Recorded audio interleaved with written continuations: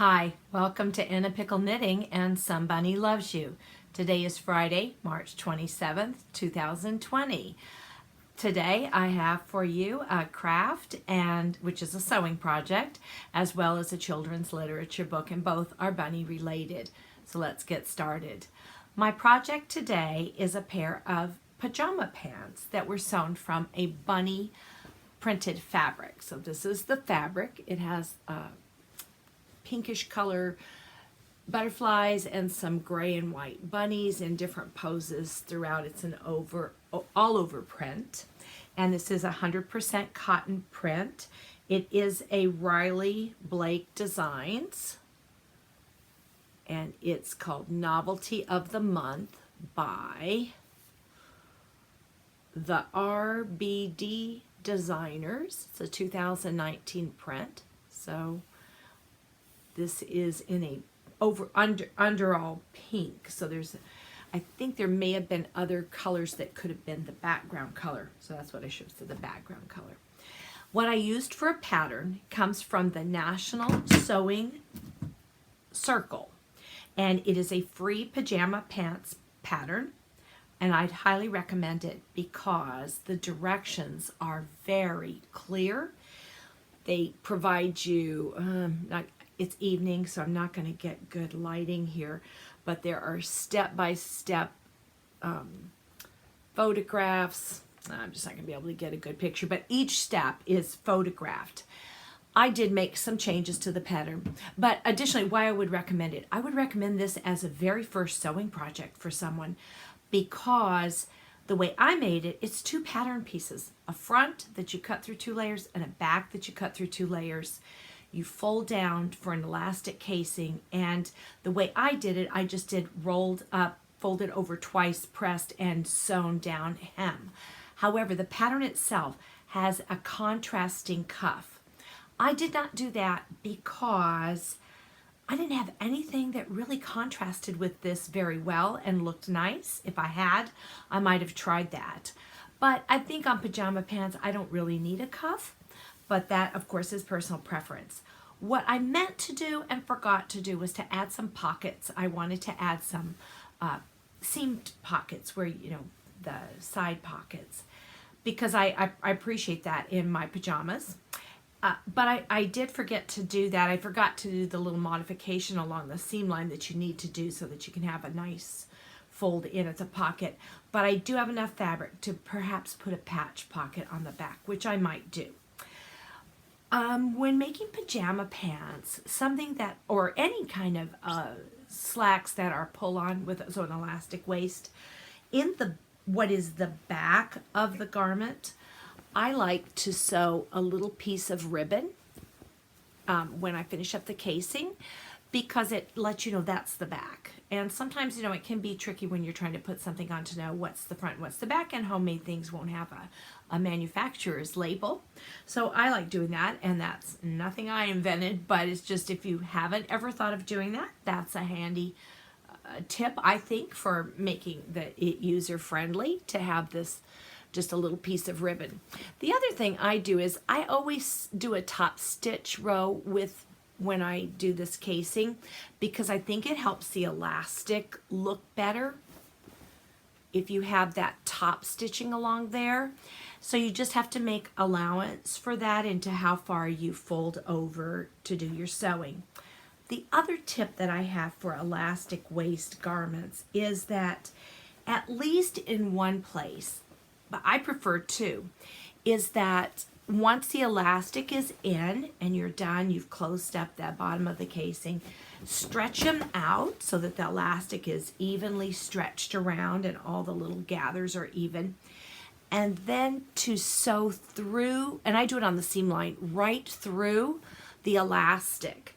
Then I also like to do it on the front seam. So you might see, I probably even got a little threads there that need to be cut. But I sew it again there. And what that does is it prevents the elastic from rolling. Or if it does roll, you've only got it rolling between 2 sections. You can go to the other 2 side seams and do the same. I don't tend to have a problem with it rolling much after doing just the 2, so that's all I do.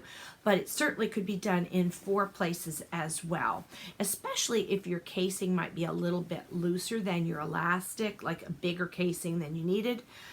So your elastic kind of has space to move more easily. Then you might like to sew it at each seam, each of the 4 seams, the 2 side seams, front and back.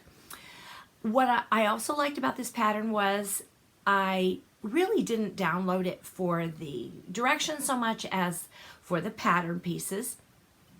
This pattern had a lot of pages to print. I did not print them all. I printed the parts that I needed for the front seam line cut and the back seam line cut and the side seam, and then I didn't worry about the length. I didn't print all those pieces with just a line or 2 because, for one, I knew what length I was going to do. I only had 2 yards of fabric. So it took the first yard for the front pieces and the second yard for the back pieces. So I really could only go to that yard line. So that determined my length. To make long pajama pants, I would have needed 2.5 yards at least. I would say that's what I would need is 2.5 yards. With 2 yards, I got capri length, which is what I wanted. That's what I wear almost all the time, except in the dead cold of the winter. And these are springy, so I definitely did not need the length to go to the floor. And so the 2 yards was adequate for that. And I still have a leftover that I could have made the side seam pockets, or I can add some patch pockets. I will add one most likely. I did these today and I didn't have time to add the pockets. These, I'm going to tell you, I'll just rat on myself. I never pre-wash my fabric. I wait till I make it and then I wash it because I don't like all those strings, and I just find it so cumbersome to try and wash it and dry it and not have just strings everywhere. So what I do is I tend to go up a little bit on the pattern size, and sometimes I'll even cut a little past the seam line just to give a little extra. And then this pattern called for 1/2 inch seam allowances. I did a 1/4 inch. Well, they were really big, but then I washed and dried them. So then I can tell that, they're more of a fit. Though I probably still, that extra size that I went up, I might not have needed to do. But that's okay. They're pajamas. You want them loose because you want them comfortable. And really, hardly anyone sees me in them. And if anyone wants to complain about them being baggy, so what? Now, I might take a picture of just the pajama pants on. I might not. We'll see. They are, as I said, they're a little oversized, which is, again, okay with me. So that's my craft. If you'd like to make something simple, or if you've got someone that you'd like to teach to sew, a young adult or even a teenager, I'd recommend some pajama pants because everybody can use them, and they're quick, they're easy, and really a lot of just straight line sewing. So this was a good pattern. I definitely would recommend this pattern. And all that support with the photos. Whereas if you don't understand the text, or the text is confusing to you in some way, the picture is worth 1,000 more words. And they did put them together the way I like, which is where you do the front to the back on the side seam.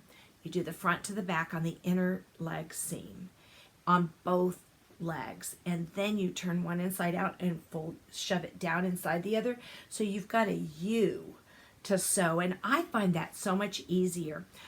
As I said, I didn't really follow the directions because this wasn't something I needed directions for, but I did glance through all their little directions and their pictures that went with them, and I thought, wow, this would be easy. And the cuff too.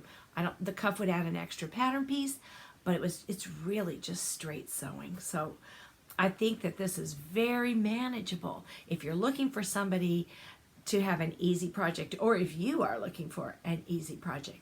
It made me think, I really ought to make more of my own pajama pants. So on to our children's literature book today, and it's bunny related, and this book is called The Black Rabbit by Philippa Leathers. Philippa Leathers. This is the cutest story, And what's funny is the black rabbit is his shadow, the little guy's shadow, and he is afraid of it. And depending on the age of the child, they know right away, but that's his shadow as soon as they hear what's happening, and then they see the picture, because the way the illustrations are done, you know it's his shadow.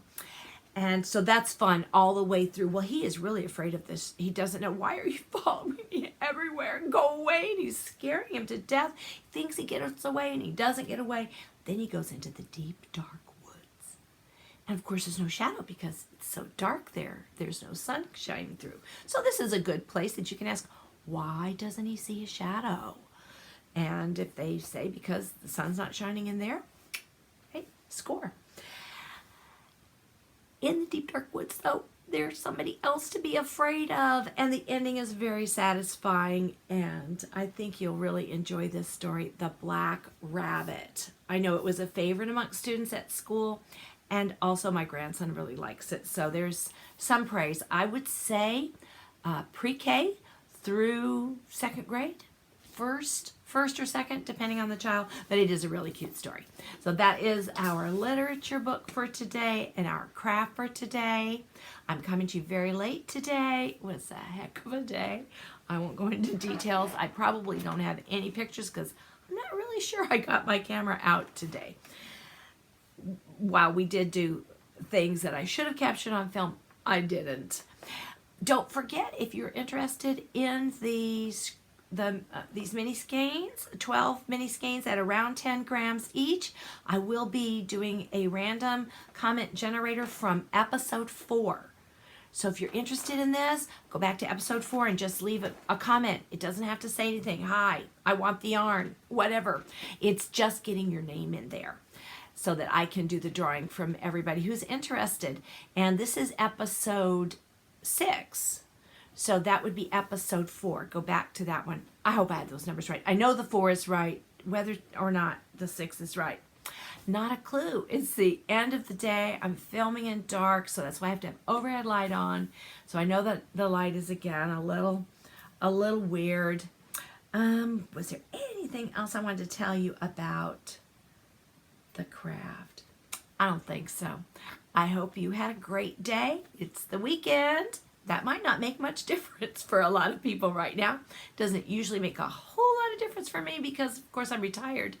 But it means I don't have my little buddy tomorrow. So that does make the day more filled with crafts that I like to do. So I hope you had a great day. And I look forward to talking with you again very soon. I bet tomorrow. Bye.